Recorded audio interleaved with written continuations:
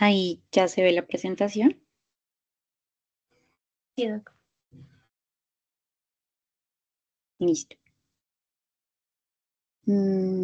Ya podemos empezar, aunque creo que falta, no estoy segura si ya está el doctor Julio.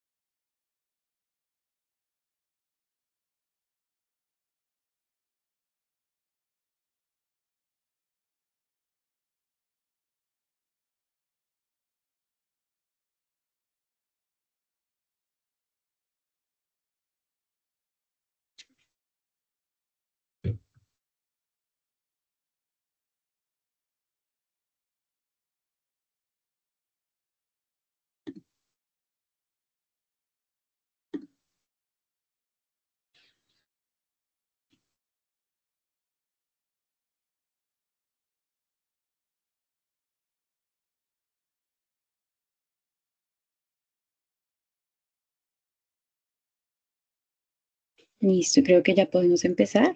O no sé si esperamos un poquito más.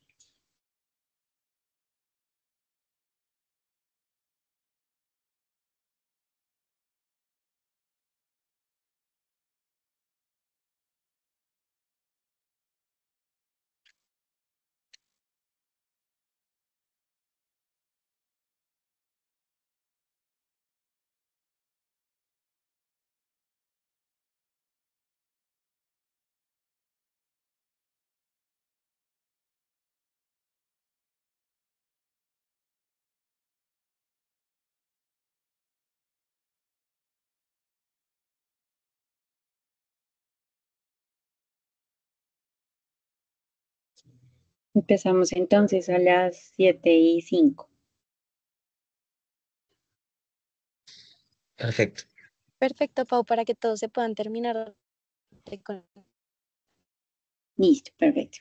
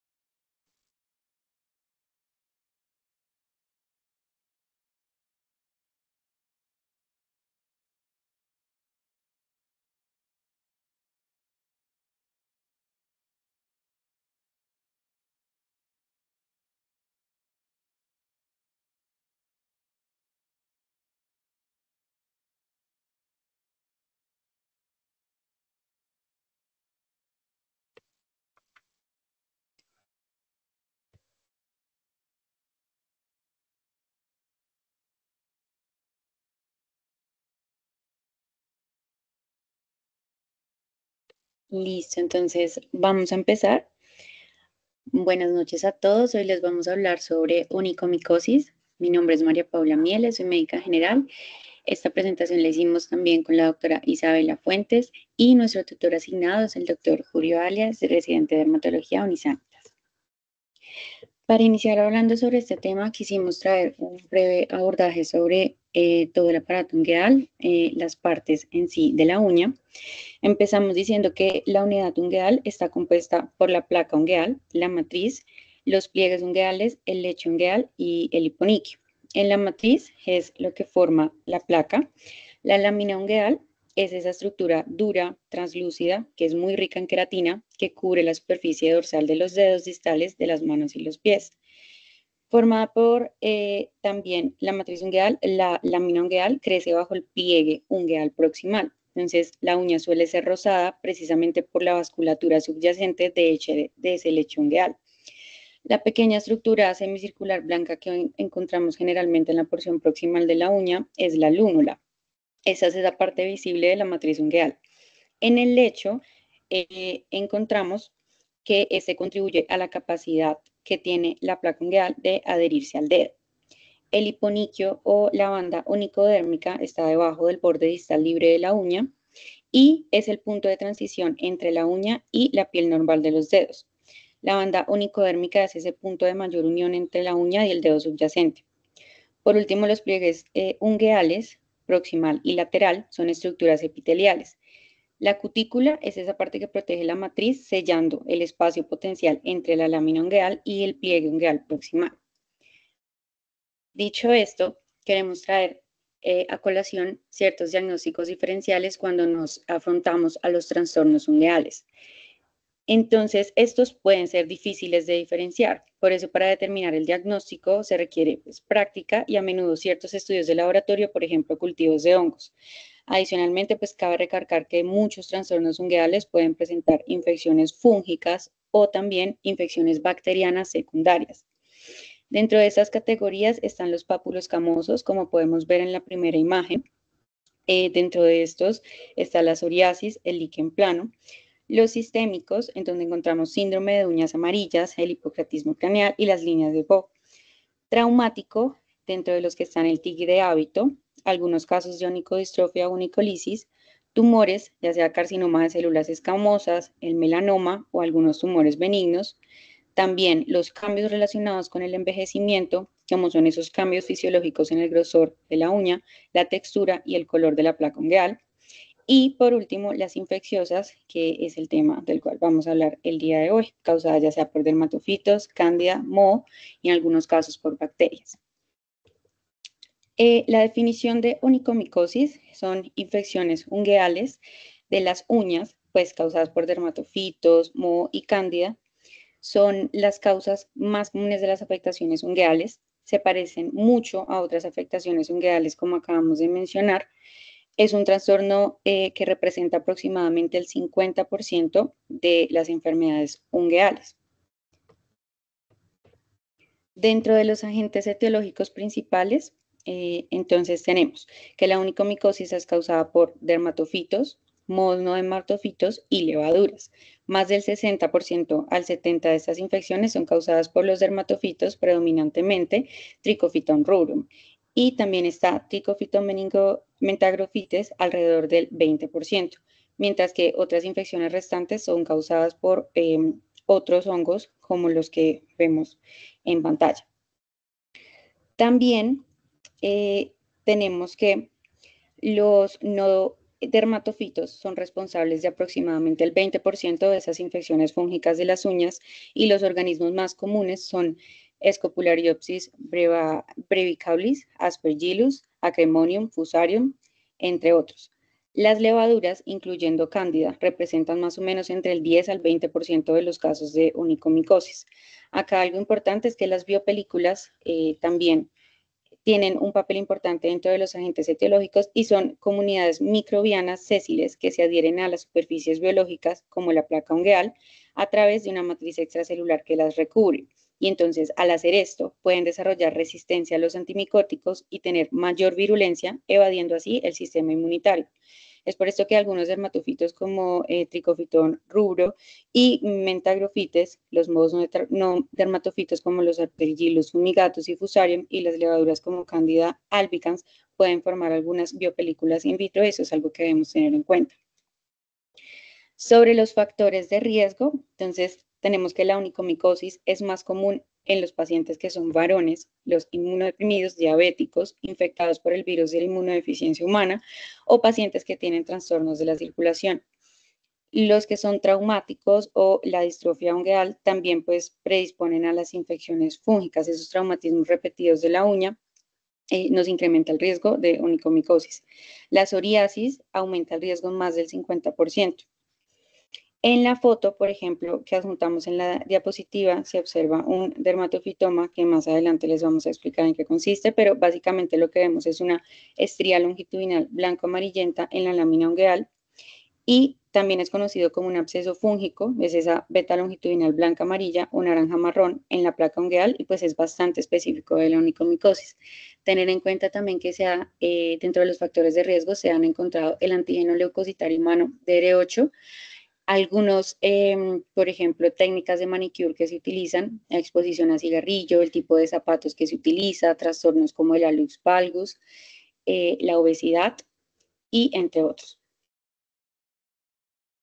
El cuadro clínico consiste principalmente, quisimos traer estas fotos para lograr pues evidenciar los principales hallazgos que se encuentran, sin antes empezar diciendo que cuando vamos a evaluar un paciente con enfermedad ungueal, debemos examinar como tal las 20 uñas, tanto de las manos como de los pies.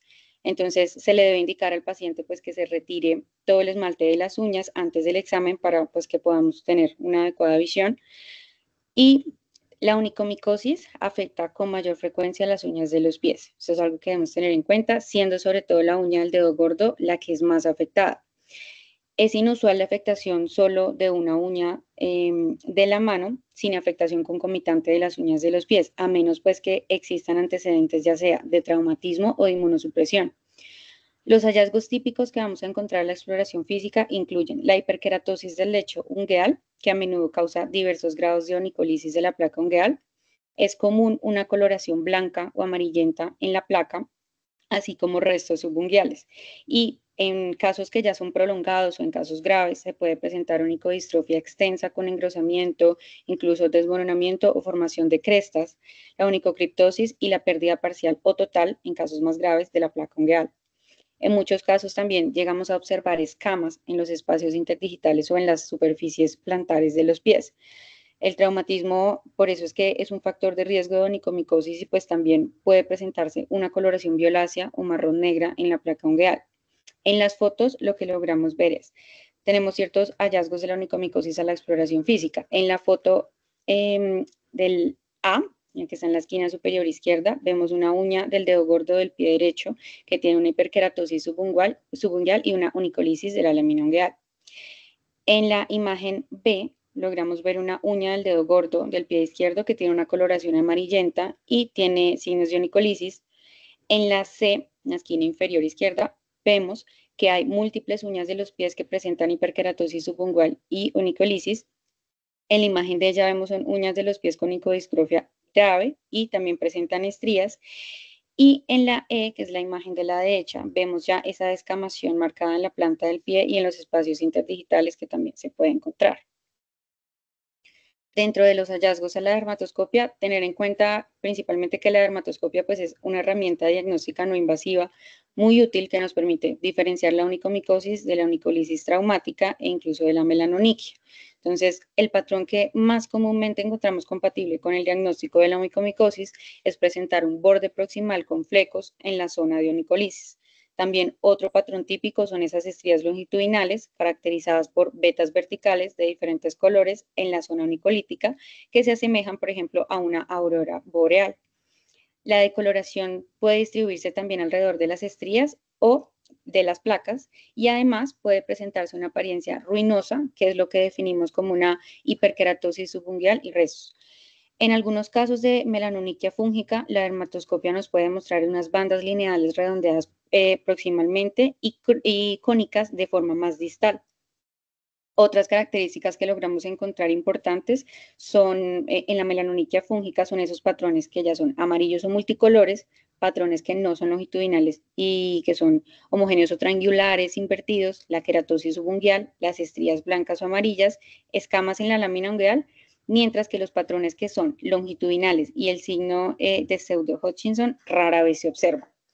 En las fotos, entonces, lo que logramos encontrar en la imagen de la izquierda, en la que sale en la esquina superior la A, logramos ver en el margen proximal la onicolisis con flecos, que es lo que les acabo de mencionar. En la imagen B, una coloración ungueal que es borrosa, de color amarillo, naranja, marrón, en las estrías longitudinales, que es lo que llamamos el desvanecimiento ese, imita la aurora boreal.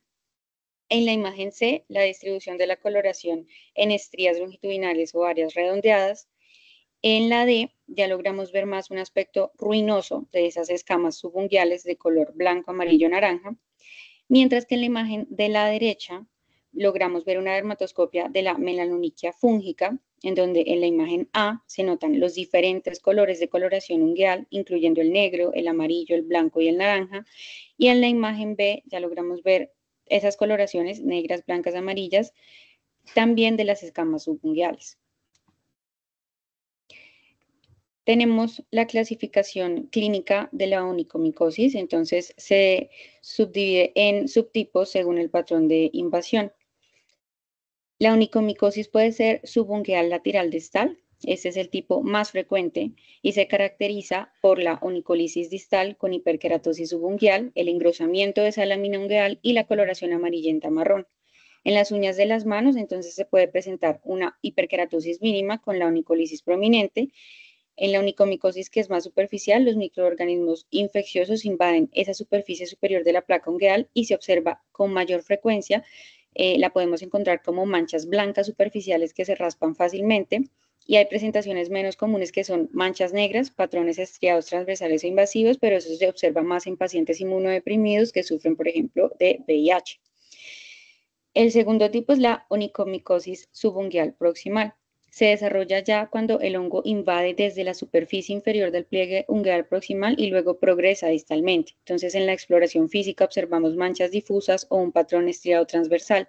Cuando progresa rápidamente puede estar asociada también con inmunosupresión. El tercer tipo es esa onicomicosis endonix, que es causada por la invasión fúngica de la placa ungueal sin infección del lecho ungueal, mientras que en los otros subtipos de onicomicosis son causados principalmente por Trichophyton rubrum. Esta es más frecuente causada por Trichophyton soudanense y Trichophyton violaceum.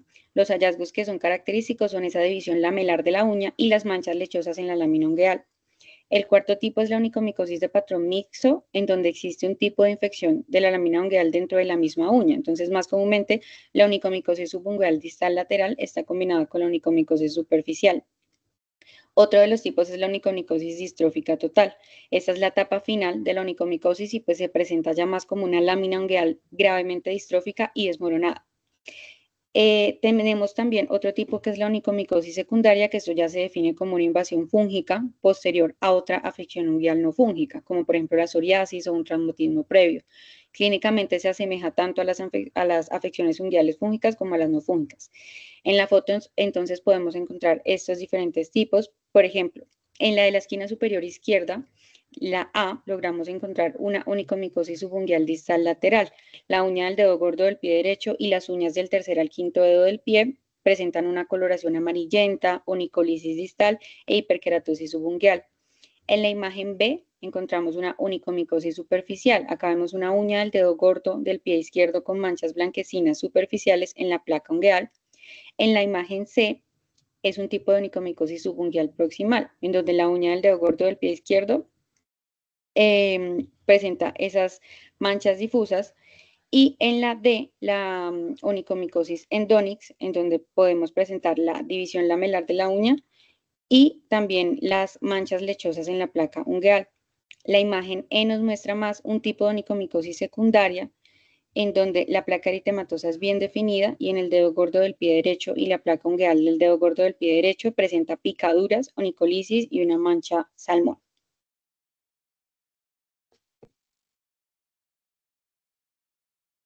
Listo, entonces ahora vamos a continuar para el diagnóstico de la onicomicosis.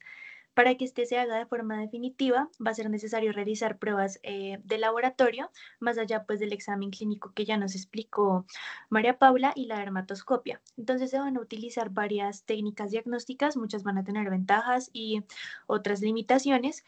Vamos a tener la microscopía con KOH, cultivos, histopatología, PCR. Cada una de esas técnicas va a necesitar de una adecuada recolección de la muestra y también tener en cuenta si ya fue expuesto a tratamiento antifúngico previo. para poder tomar pues esta muestra y que nos dé pues resultados verídicos, además de que se debe tener en cuenta la posible contaminación pues de estas muestras. Entonces esta se va a tomar del área más afectada de la uña y pues tenemos que la presentación clínica que nos acaban de explicar va a determinar el sitio de recolección de la muestra. Entonces, en la onicomicosis subungual distal lateral, la muestra se obtiene de la zona más proximal de la lesión después de remover pues, el área distal de onicolisis. Para la onicomicosis subungual proximal, la lámina unguial se desbrida suavemente para recolectar los residuos de debajo de la uña y en la onicomicosis superficial pues se va a raspar directamente la lámina unguial afectada y de allí se van a tomar pues las muestras. Se suele utilizar un corta uñas de doble acción que va a ser una herramienta pues para obtener estas muestras, así pues aplicando menos fuerza y causando menos incomodidades en el paciente. Se suele utilizar cuando la uña tiene más de 1 milímetro de grosor y esto pues es muy común en las infecciones pues fúngicas como la onicomicosis. Siguiente. Listo. Bueno, entonces pues la elección de la prueba que vamos a utilizar va a depender de diferentes factores como el tiempo, el costo, la sensibilidad de la prueba, la especificidad y pues también la experiencia que tiene cada uno como médico viendo cómo va a diagnosticar pues esta enfermedad. Entonces a menudo se van a utilizar combinaciones de técnicas para tener mayor pues precisión. Entonces tenemos que la microscopía con KOH va a ser una prueba rápida, sencilla, sin embargo es poco sensible y pues depende mucho de la experiencia del observador. Los cultivos son el gol estándar, sin embargo estos pues tardan mucho, tardan semanas en poder pues desarrollarse y nos pueden arrojar muchos falsos negativos. La histopatología es muy sensible, va a detectar pues, las estructuras fúngicas, pero pues no nos detecta como exactamente el tipo exacto del hongo que queremos encontrar. Y la PCR, que ha tenido mucha fuerza en los últimos años, pues es una técnica moderna, rápida, nos da los resultados en 5 a 48 horas, es muy sensible, es específica para identificar pues los ADNs fúngicos. También pues hay nuevos métodos emergentes como la microscopía confocal y la tomografía de coherencia óptica. Sin embargo, pues estas tienen altos costos y necesitan de la formación de una persona especializada para poder pues realizarlas. El diagnóstico adecuado pues, va a ser crucial para que la onicomicosis se pueda tratar, ya que esta puede imitar otras enfermedades como ya hemos visto y afectan la calidad de vida del paciente. Entonces, en esa tabla tenemos la comparación de las pruebas y en la siguiente diapositiva mm, también pues nos comparan estas mismas pruebas, sino que aquí incluyen también datos específicos como los costos. Entonces, dentro de ellas tenemos que la más costosa va a ser histopatología y pues el KOH va a ser la más económica. Hablando de los costos de la enfermedad, nos mencionaban también que era pues muy importante hacer un diagnóstico previo al tratamiento, ya que eso pues reducía costos, es decir, dar un tratamiento empírico no nos va a mejorar como el desenlace. Siguiente.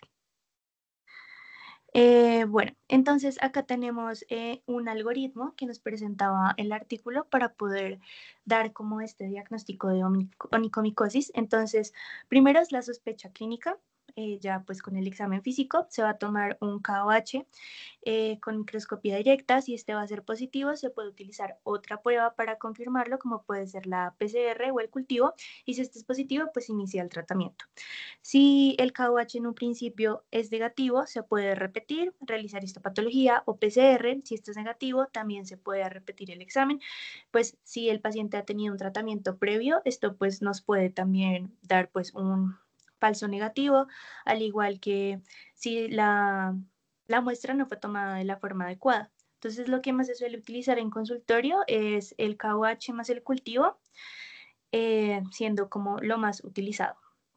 Y pues la PCR en conclusión, pues va a ser como el que nos dé un resultado más rápido. Sigue.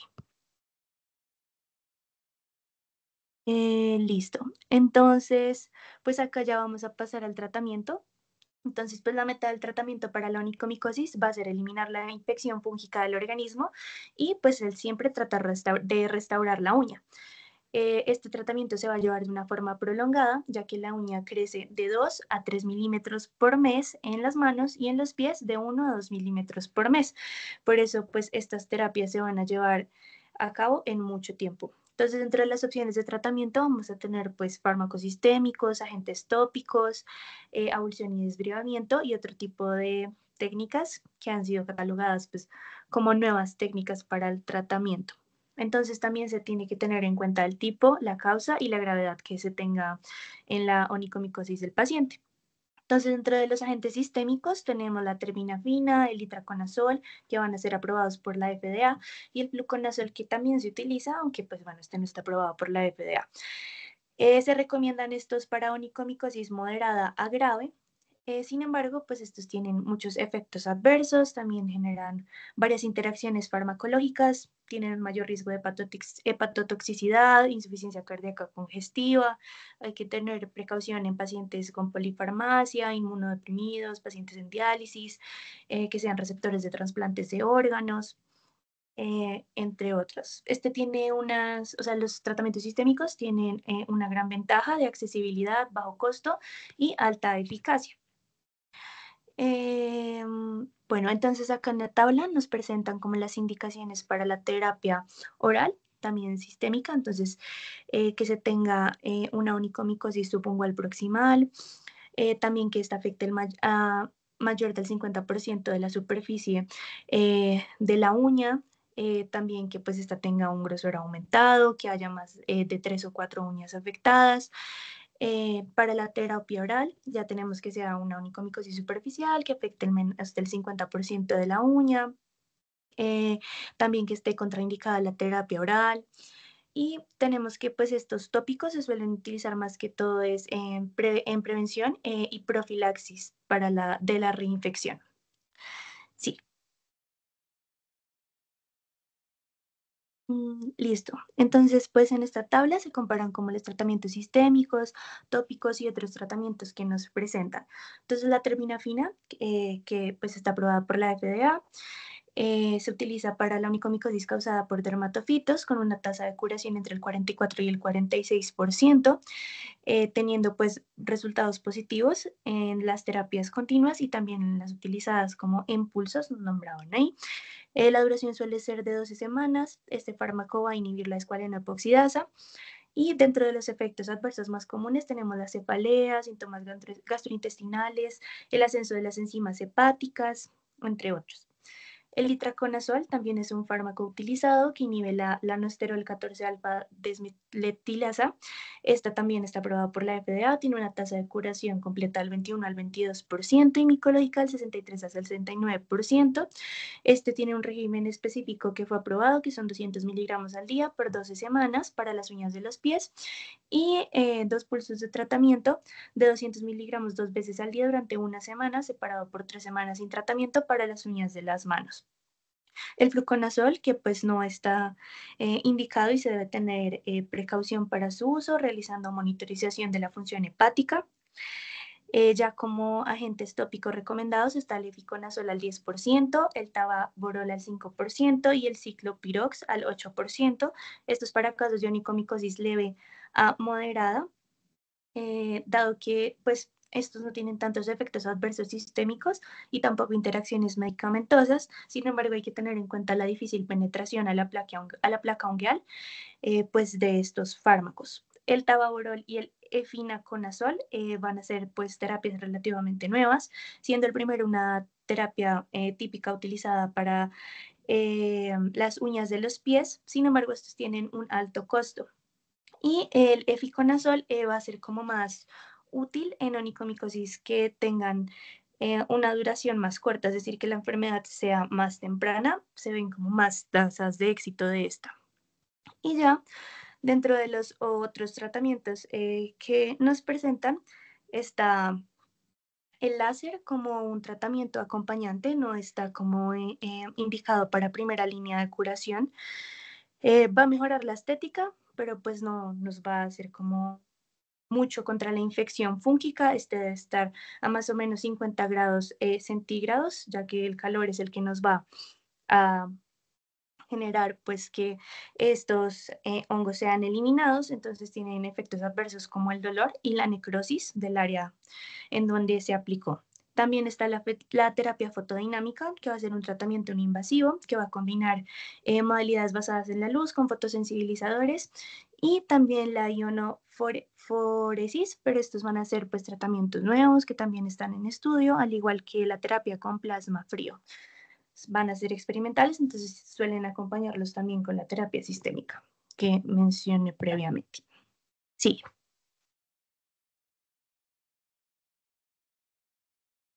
Listo, entonces estas son las tablas que nos presentaban para comparar pues, los tratamientos sistémicos, terbinafina, itraconazol, fluconazol, con las indicaciones, las dosis, también los efectos adversos más comunes.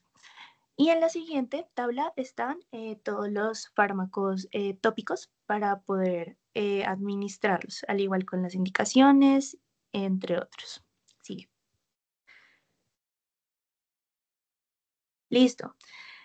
Ya pues como pronóstico, hay varios factores de mal pronóstico. Es una enfermedad como de difícil tratamiento y debido a que pues el tratamiento es muy prolongado, la adherencia al paciente siempre es compleja. Entonces, dentro de ellos, los factores de mal pronóstico es un paciente que tenga edad avanzada, que tenga diabetes mellitus, infecciones mixtas, dentro de ellas que también coexista una infección por Pseudomonas aeruginosa, onicolisis severa, hiperkeratosis subungual mayor a 2 milímetros, infección de más del 50% de la lámina ungueal o de la matriz ungueal, también que esta onicomicosis se presente de manera bilateral, eh, entre otros. Entonces, pues esto se debe a que el organismo pues no va a producir una respuesta inmunitaria adaptativa protectora contra pues la onicomicosis. Por eso es que vamos a tener reinfecciones frecuentes, incluso si ya recibió farmacoterapia el paciente.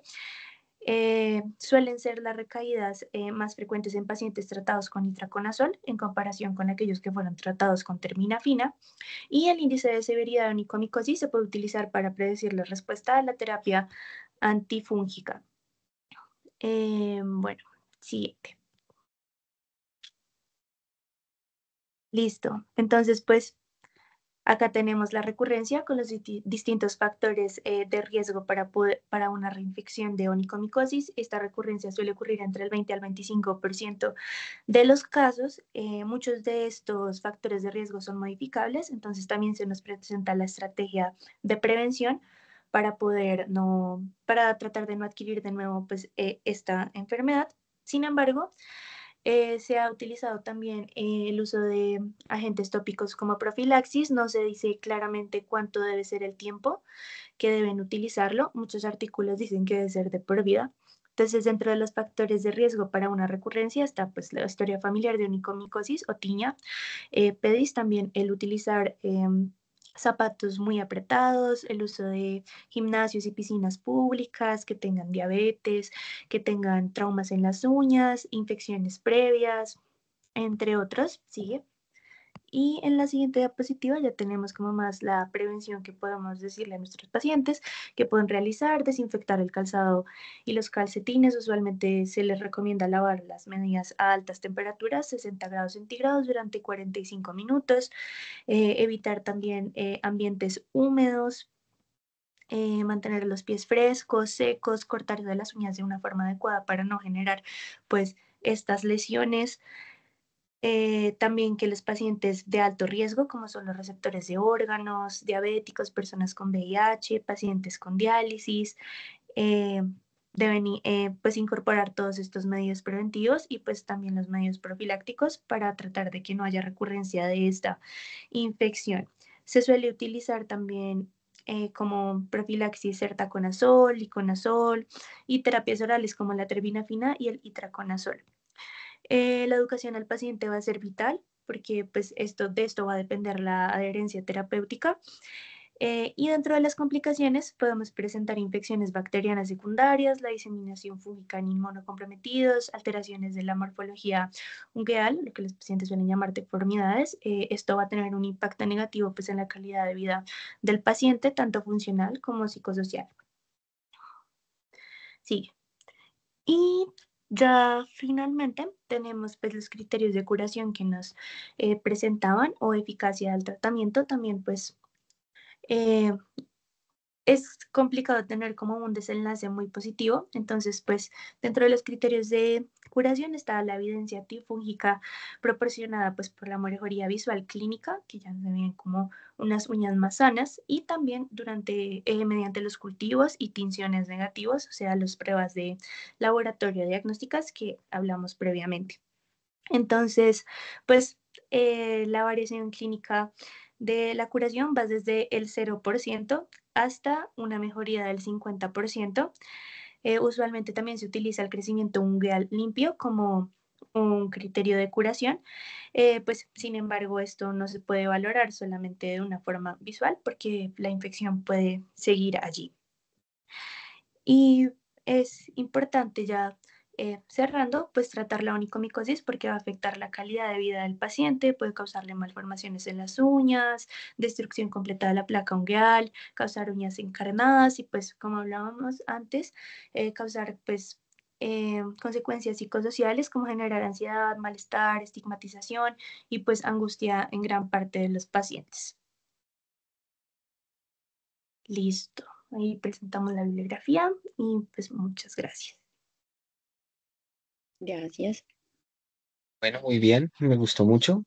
Quisiera saber si alguien tiene alguna pregunta.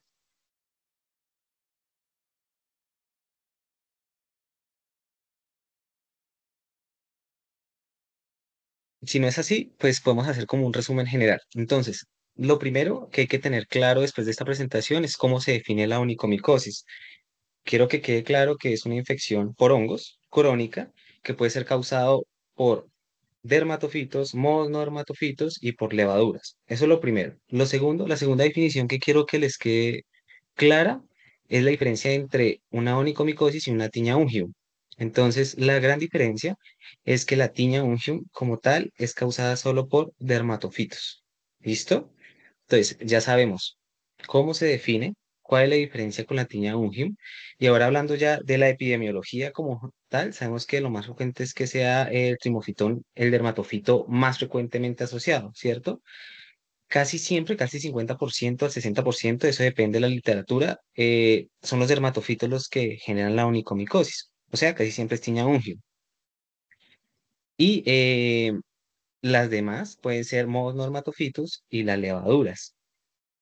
En cuanto a la clínica, como ya lo explicaron bien, pues nosotros es el trastorno más frecuente de las uñas. Entonces, quiero que siempre que llegue trastornos de las uñas a la consulta de ustedes, pues ya sabiendo que es el 50% de la patología ungueal, pues piensen en onicomicosis. Por ese lado, sencillo. Quiero que lo piensen y se ve básicamente como el cambio de coloración, una cromoniquia amarillenta, se ve como tal la onicolisis, que es el desprendimiento como tal de la lámina, del lecho de la manera distal, la hiperkeratosis y esos cambios dermatoscopios. Yo sé que no tienen dermatoscopia en su consultorio, pero sí, digamos, la aurora boreal, o sea, ese cambio de coloración, uno lo nota en la clínica. La hiperkeratosis en ruinas tal vez sea más difícil, pero si ustedes ven hartas fotos, cuando lo vean, se darán cuenta que se nota un poco.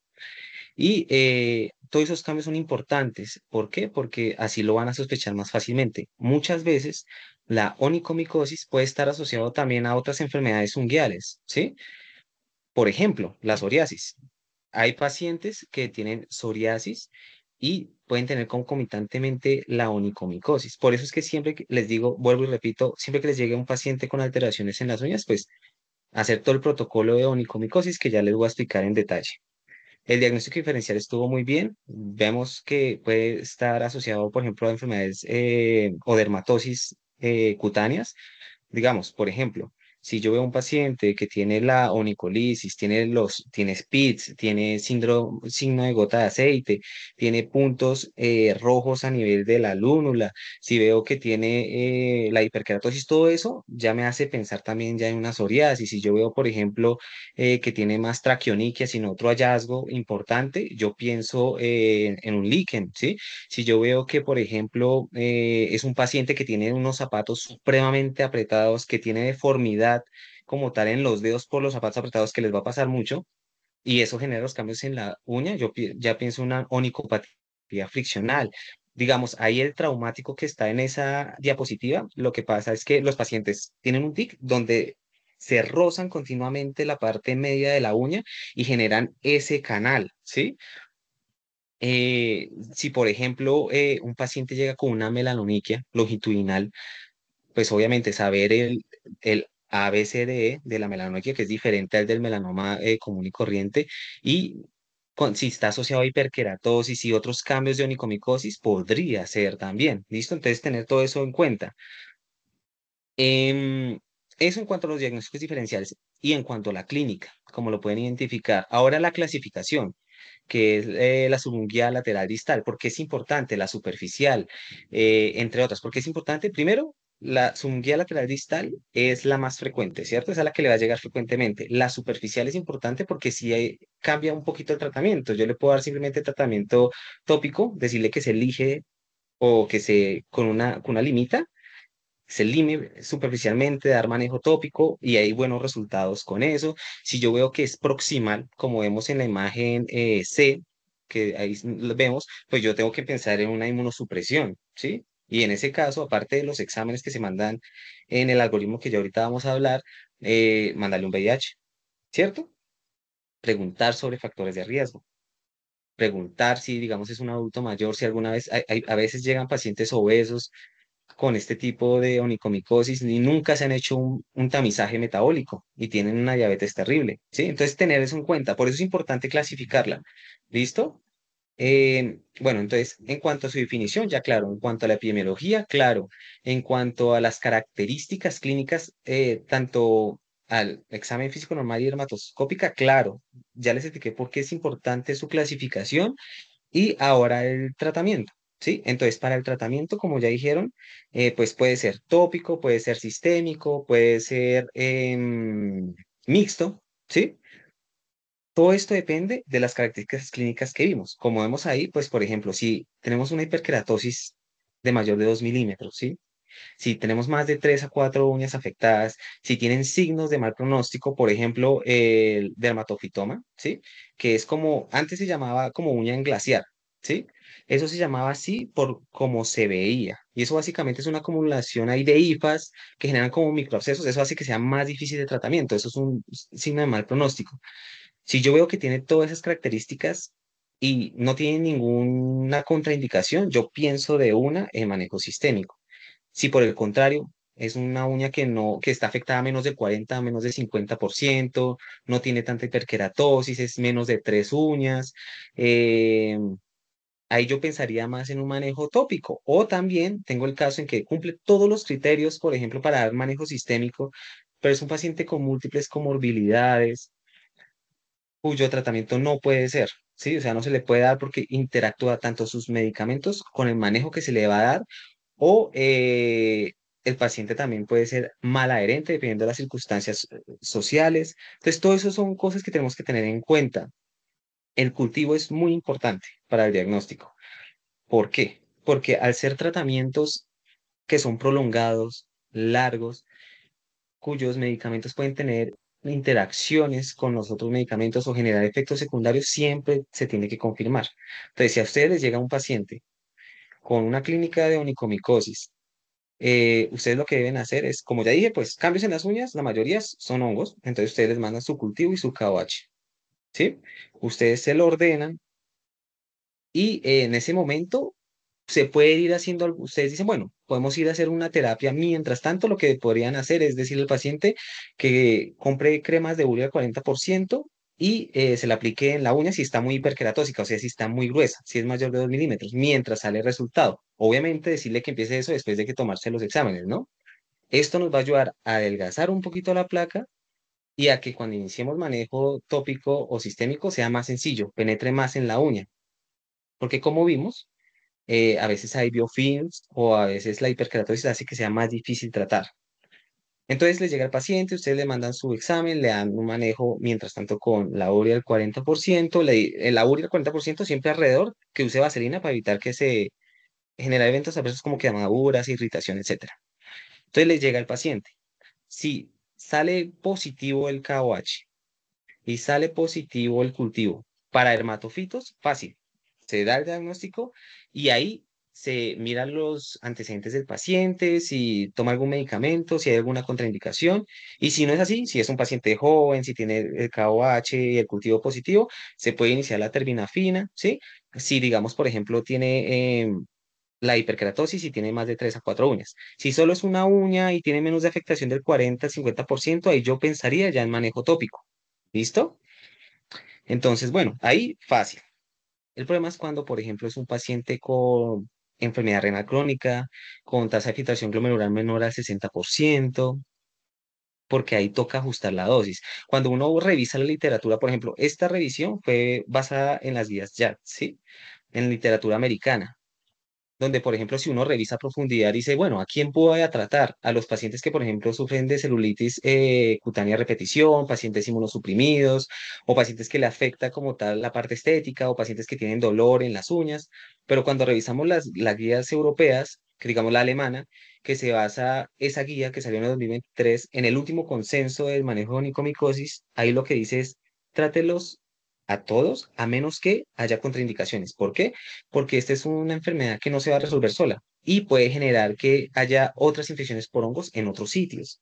¿Listo? Entonces tener todo eso en cuenta, porque uno cuando revisa la literatura puede haber como varios criterios, tanto en el manejo como en las recomendaciones de cuándo tratar. Entonces, volviendo al paciente, si ya es un paciente mayor que tiene enfermedad renal crónica, pues hay que ajustar la dosis de la terbinafina. Si es un paciente que, por ejemplo, tiene las transaminasas elevadas, pues en ese caso analizo bien las circunstancias y si veo que hay algún examen paraclínico anormal, yo les recomiendo que mejor, si quieren del manejo tópico, ¿sí? Que puede ser con ciclospirox o amorolfina. La amorolfina ahí no aparece porque en Estados Unidos no está disponible, pero es muy usada en Europa, ¿listo? Y es un buen manejo, entonces dar manejo tópico y remitir, ¿listo? En caso de que, o si ustedes saben cómo ajustar la dosis renal y todo eso, pueden hacer el seguimiento, pero lo recomendable es eso. Yo lo que recomiendo a ustedes es que si es un paciente bajo riesgo, pero que cumple con criterios de manejo sistémico, le den el manejo sistémico. Otro caso, por ejemplo, es si yo tengo un paciente que yo le mandé el cultivo, le mandé el KOH, ambos salieron positivos. Sin embargo, por ejemplo, el KOH dice que le salió hifas gruesas o le salió pseudohifas. Y el cultivo dice que salió un mono dermatofito. Lo que dice la literatura, las últimas guías, es que uno debe tratar de confirmar ese diagnóstico de una onicomicosis por un mono dermatofito o levaduras, ya que a veces hay contaminación, ¿sí? Entonces, uno que puede hacer en ese caso, repetir el cultivo. Uno manda, repite el cultivo y ya una vez se tenga dos cultivos positivos, KOH que sea sugestivo de un mono dermatofito, una levadura, una clínica sugestiva. Una clínica sugestiva es, por ejemplo, que tenga una paroniquia bacteriana crónica, ¿sí? Una paroniquia crónica, que eso es más sugestivo, por ejemplo, de cándida, y los hallazgos fungiales sugestivos y que además en los cultivos no haya habido crecimiento de dermatofitos. Entonces, si yo tengo todos esos criterios, yo digo, sí, definitivamente sí es un mono dermatofito o una levadura y en ese momento le puedo dar manejo. Esto es importante. ¿Por qué es importante confirmarlo?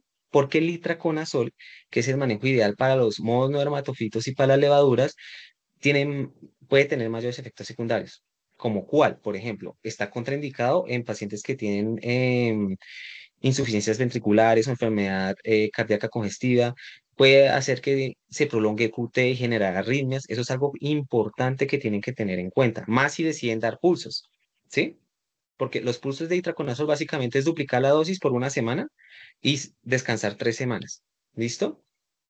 Y repetir eso por 3 meses, por ejemplo, si estamos en las uñas de los pies. Entonces, si yo voy a tomar ese esquema, tengo que fijarme mucho. Primero, que no interaccione los medicamentos con el itraconazol. Segundo, que no tenga contraindicaciones como la enfermedad cardíaca. ¿Listo? Todo eso es importante para evitar que el paciente resulte con una consecuencia grave, ¿sí? Porque, digamos, los hongos muchas veces de la onicomicosis pueden molestar, etcétera, etcétera, pero no podemos permitir que por un manejo a veces de un hongo en una uña el paciente tenga consecuencias como una arritmia cardíaca o se muera por eso. Entonces toca tener cuidado con eso. Por eso es importante confirmar el diagnóstico en esos casos. Ustedes van a ver cuando roten por dermato que no todos los profes hacen eso. Inclusive hay unos profes que con solo la clínica, así tenga cultivos negativos, así tenga KH negativo, por la sospecha diagnóstica, deciden tratarlo. Entonces, por ejemplo, si ustedes tienen un paciente que, bueno, hicieron todo bien, le mandaron su cultivo, su KH, todo salió negativo, pero ustedes dicen, bueno, no se me parece a otra patología unguial, ¿qué hago? Pues ahí pueden remitirlo y digamos, uno lo que hace en la consulta, o lo que yo haría sería, si ya tiene unos exámenes negativos, podría repetirle, por ejemplo, le podría mandar un clipping. Un clipping es como un corte de uñas, por decirlo así, el cual se va a ver de manera histológica, donde se va a hacer una tinción PAS. ¿Con qué fin? Para ver el hongo.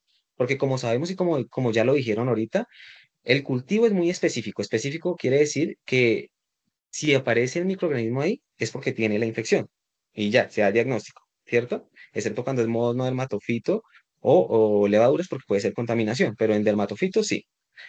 El KOH es más sensible, pero menos específico, ¿sí? O sea, va a captar más pacientes, va a tener más KOHs que digan que el paciente tiene onicomicosis, pero lo que pasa es que a veces puede dar falsos positivos y no confirmarnos el diagnóstico. Lo que pasa con el clipping, que es como una biopsia de uña, por decirlo así, con la tinción PAS es más sensible. Entonces, al aumentar la sensibilidad, me puede agarrar más pacientes. Obviamente la prueba más sensible es la PCR, pero digamos, acá en Colombia no se ordena, o no he visto nunca que la ordenen. Y en Europa, inclusive, en pacientes a veces que tienen seguro médico, les toca pagar la parte, ¿sí?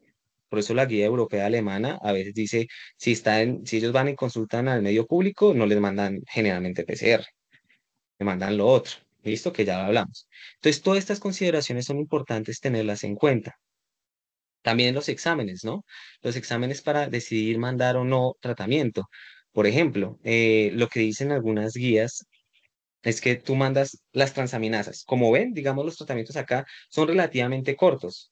Ustedes cuando roten en el mato a veces se dan cuenta que los tratamientos de onicomicosis son más largos que los que dice la literatura, que acá simplemente dice 6 semanas en manos con terbinafina o 12 semanas en pies, ¿sí? O sea, un mes y medio para manos y 3 meses prácticamente para pies. Generalmente se extiende más en casi todos los pacientes cuando ustedes estén rotando, se darán cuenta de eso.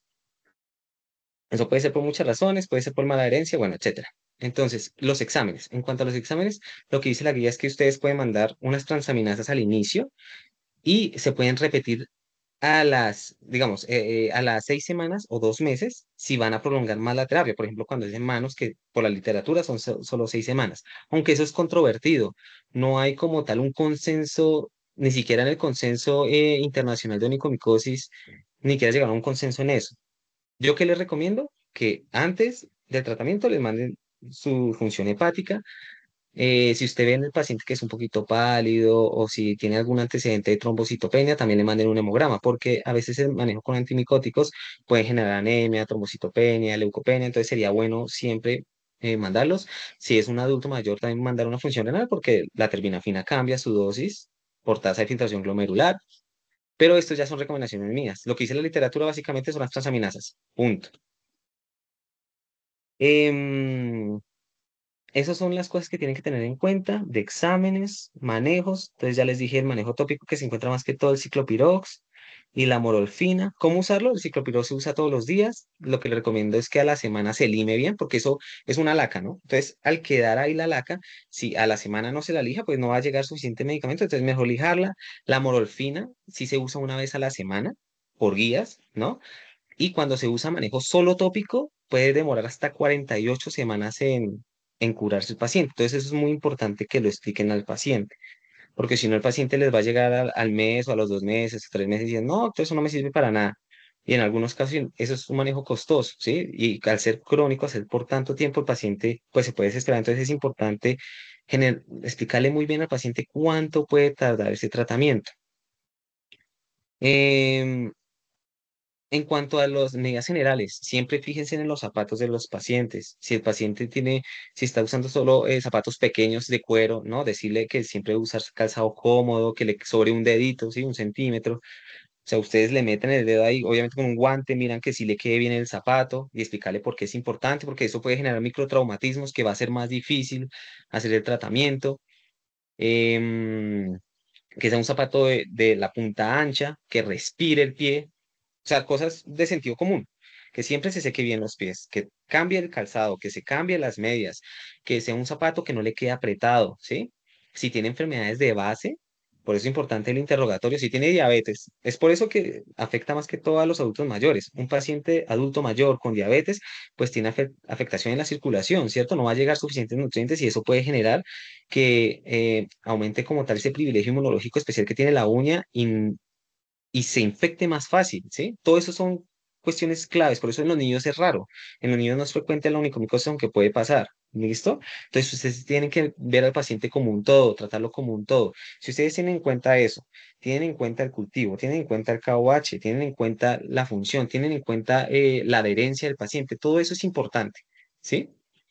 En cuanto al tratamiento, la clasificación, el diagnóstico.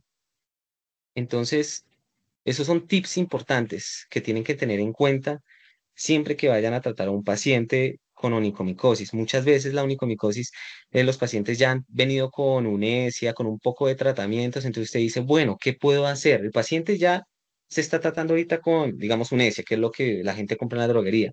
O inclusive a veces otro compañero les inició tratamiento. Eso a veces pasa, que llegan con tratamiento sin cultivo, sin nada, pero con los cambios unguiales, ustedes dicen, bueno, ¿qué tengo que hacer en ese momento? Fácil, de mandarle el cultivo de cabache y decirle que lo ideal por guías europeas es que a las 8 semanas se tome esos exámenes, pero se puede inclusive a las 4 semanas, ¿listo? Eso es por guías europeas. Ustedes van a ver cuando roten en dermato que inclusive algunos profes dicen, no, espere 15 días, espere 3 semanas, pero por guías europeas, 8 semanas idealmente, pero se puede a las 4 semanas tomar el cultivo y el KOH. Y así confirmar si sufre o no de una onicomicosis. ¿Listo? Por todos los diagnósticos diferenciales que ya les mencioné, que existen que generan cambios unguiales. ¿Listo? Muchas veces, a veces hay microorganismos que son un reto, ¿sí? Entonces ahí en esos casos, digamos, Fusarium es difícil. Ese a veces está asociado a pacientes con inmunosupresión. Hay uno combina terapias, tópica y oral, ¿sí? Y mirar obviamente que no tenga VIH ni nada. Eso ya es algo que nosotros hacemos. O sea, digamos, si es un paciente, lo clásico es que ustedes, digamos, manejen así el paciente con la urea, como les mencioné, la terbinafina o el treconazol o el manejo tópico, dependiendo las circunstancias. Y si eso no es suficiente, no lo, que cambien lo del calzado, etcétera, etcétera, que ya les expliqué. Y si no es suficiente, ya no lo manden a nosotros para mirar si es otro diagnóstico diferencial, requiere otro tratamiento, etcétera. Yo cuando digo que está curado, como ya lo dijeron, hay muchas veces puedo tener cura micológica, pero no tener cura como tal en los cambios unguiales. O sea, la clínica se ve, usted puede ver el paciente y puede que la uña sea igual, ¿sí? Pero usted le hace los exámenes y ya sale negativo. Eso es porque, obviamente, a veces el daño de la uña es tan importante que la uña no cambia, sino que va a cambiar cuando va creciendo la uña. Eso es importante explicar al paciente. Si, digamos, yo tengo un paciente, terminó su tratamiento, yo le mando el cultivo control a las 4 semanas, eso es importante, a las 4 semanas digo que se lo tome, y sale negativo, o 4 o 6 semanas, 4 o 8 semanas, y sale negativo, eh, él te va a llegar y decir, doctor, salió negativo el examen, pero yo me voy igual el dedo. Hay que explicarle, no, mira, es que las uñas de los pies y las manos se demoran en crecer, ya vas a ir viendo los cambios, ¿sí?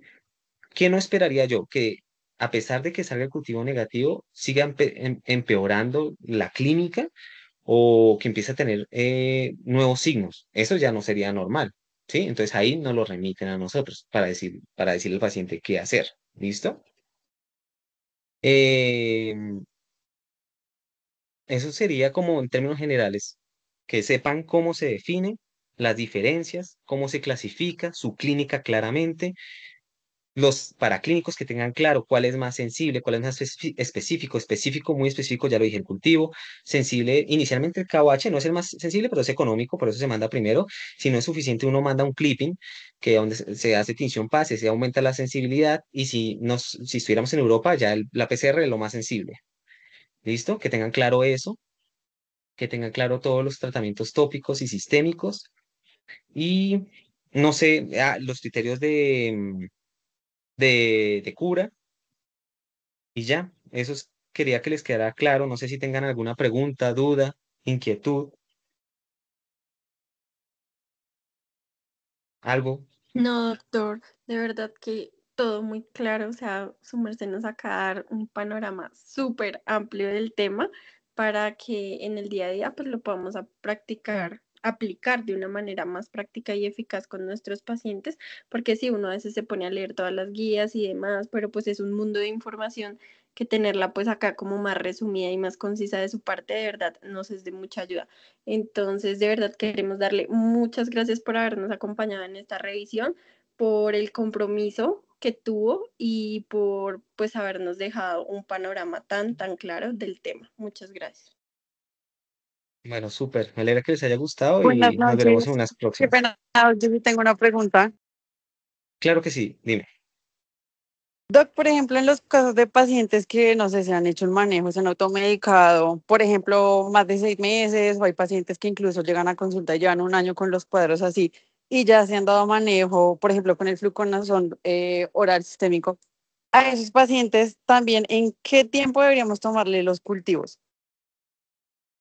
Pues digamos, en esos casos, tú mencionaste fluconazol, ¿cierto? Sí, señor. Digamos, el fluconazol es una terapia alternativa y qué bueno que lo mencionaste. Eso es una terapia que se puede usar, pero cuando no hay disponibilidad del itraconazol. ¿Cuándo uso fluconazol? Cuando, por ejemplo, es una levadura, un mono dermatofito, ¿verdad? El problema del fluconazol es que se demora mucho, o sea, 12 meses, o sea, se demora de 6 a 12 meses que empieza a ver el efecto. Entonces, de por sí, ahí ya está el tiempo que dice por guías. O sea, ya lleva un año así y sigue igual. Lo segundo, respondiendo a tu pregunta, ¿cuándo? Lo ideal por guías europeas es a las 8 semanas, es lo ideal de tomarle el cultivo y KOH para evitar un falso negativo. A las 8 semanas, pero se puede a las 4. ¿Listo? Y en cuanto a los manejos difíciles, los que son un reto, digamos, si a mí me llega un paciente que ya ustedes hicieron todo perfecto, le recomendaron la urea, como les expliqué, le mandaron, por ejemplo, la terbinafina, bien, todo juicioso, el paciente se lo tomó, todo perfecto. Me llega a mí, ¿sí? Sigue igual, sigue con cultivos positivos. Ya uno, los casos difíciles, ahí es donde, aparte de los cambios en los hábitos que ya mencioné, lo del calzado, etcétera, etcétera, ahí yo ataco algo llamado biofil, ¿sí? ¿Cómo? Con fórmulas magistrales de timol al 4%, ¿sí? Aunque eso tiene baja evidencia en la literatura, sí es lo que se está usando. Por ejemplo, ahorita en el último congreso en Medellín, el timol al 4% fue una recomendación, con fórmula magistral se puede usar, se disminuye con eso el biofilm y nos ayuda, ¿sí? Otras cosas que ustedes van a encontrar en la literatura de baja evidencia es el ácido acético, que es el vinagre. Por eso es que las personas le tienen tanta fe a eso, ¿sí? Ustedes cuando buscan, eso tiene evidencia, pero baja, o sea, son casos. Es por el ácido acético que puede ayudar, ¿sí? Inclusive hay estudios con Vivaporú, obviamente de baja evidencia, que son coayudantes. Por eso ustedes les van a llegar esos pacientes, porque hay pacientes que, digamos, un paciente con una onicomicosis leve, que ya le dijimos cómo se define, con menos de 2 milímetros de grosor, que afecta menos del 40% de una sola uña, ¿sí? El paciente se lavó con vinagre, se echó Vaporub y le pasó. Y eso hace que le cuenta a Pepinito, a Sutanito, a todo el mundo que eso le funciona. Es por eso, ¿sí? Cuando son casos muy leves, que no hay una afectación importante, en la literatura se han reportado casos. Digamos, de 100 pacientes mejoran 20 o 10. Cosas así. Es lo que está reportado. Todo eso son ayudas adicionales. Entonces, digamos, en los casos así difíciles, uno hace eso, ataca el biofilm, se ayuda de láser, se ayuda de abulsión atraumática, que es la urea, se ayuda de todas esas alternativas, más manejo sistémico, y con todo eso uno puede ayudar al paciente. Pero ya esos son casos, inclusive hay dermatólogos que el biofilm no lo saben manejar bien y los mandan a los expertos en uñas, ¿sí? Que son unas doctoras específicas que hacen esas fórmulas magistrales, porque eso ni siquiera está reportado como tal así en la literatura, no. Son en casos especiales que uno usa esos casos, ese manejo. ¿Listo? Entonces, para responder tu pregunta, 8 semanas sería lo ideal. ¿Listo? Pero se puede desde las 4 semanas. Y si iniciaste fluconazol, pues si no hay otra alternativa, se podría usar, pero lo ideal son las otras dos, terbinafina e itraconazol dependiendo de las circunstancias del paciente y ya confirmando el diagnóstico si llega a ser un mono dermatofito o una levadura. ¿Listo?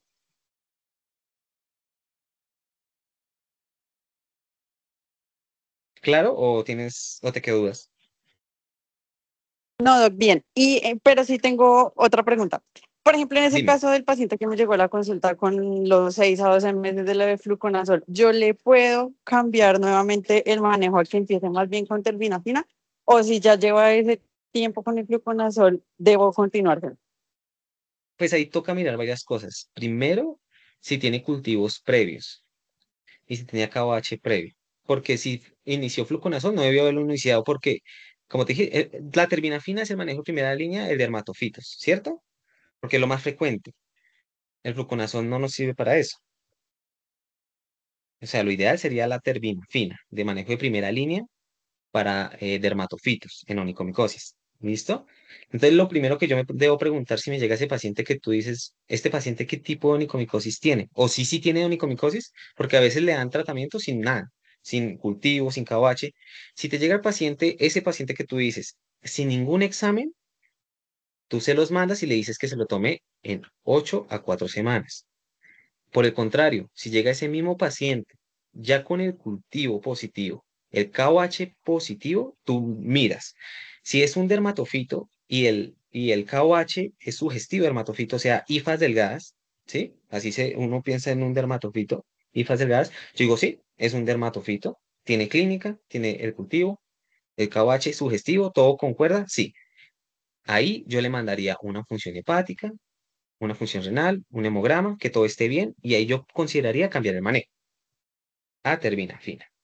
Por el contrario, si me llega el mismo paciente con un cultivo y un KH positivo, pero sugestivo de un monodermatofito y una levadura, yo digo, bueno, por guías internacionales me pide, obviamente, guía europea, el consenso internacional, confirmarlo. Entonces yo digo, bueno, te vas a tomar este en 4 a 8 semanas, lo confirmamos y si efectivamente se trata de un mono dermatofito de levadura, ahí yo, si no tiene ninguna contraindicación, es un paciente joven, cumple los criterios para manejo sistémico de itraconazol, le doy su manejo de itraconazol, sea en pulsos o sea en horario y listo. Y le puedes hacer control o remitirlo a nosotros, dependiendo de las circunstancias. ¿Listo? Y ya. Bueno, Listo, Doc, muchas gracias. bueno. ¿Alguna otra pregunta, duda? Una duda que a mí me surgió cuando estudié este tema por primera vez fue el itraconazol en pulsos. ¿Por qué yo preferiría pulsos y no continuo? Y la única razón de que yo mandaría pulsos es por la adherencia. Es mucho más fácil el itraconazol mandarlo doble dosis por una semana, descansar 3, a yo tomar una dosis estándar diario por un mes, ¿cierto? Es más fácil. Eso sería un pulso, ¿sí? Y dependiendo si es en manos en pies, a uno define el tiempo de los pulsos y el tratamiento continuo. Eso es algo que quiero que les quede claro también. No es que los pulsos sean mejores en sí, porque al final en estudios juiciosos donde se le da el seguimiento que debe ser, tiene una eficacia similar, sino que la adherencia a veces en pulso es más fácil, pero ya saben que hay que tener cuidado con muchas cosas, que prolongue el QT, que no tenga ninguna contraindicación, que no tome otro medicamento que esté contraindicado, que tenga sus enzimas hepáticas bien, etcétera, etcétera. Todo lo que les expliqué son consideraciones importantes que deben tener en cuenta para esto. ¿Listo? Eso se me había pasado decirles. ¿Qué más? ¿Algo más que quieran saber?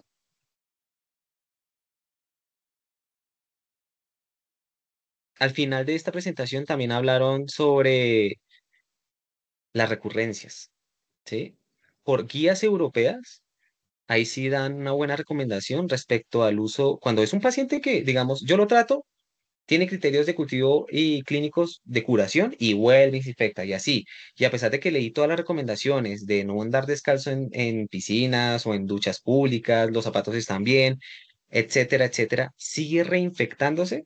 Ahí yo puedo usar lacas como la mororfina o el ciclopirox. ¿Listo? Entonces hay una buena recomendación respecto a eso por guías europeas. ¿Qué más? Creo que eso es todo. No sé si tengan alguna otra pregunta.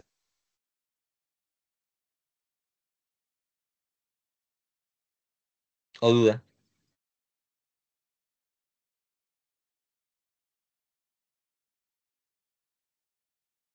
¿Todo claro?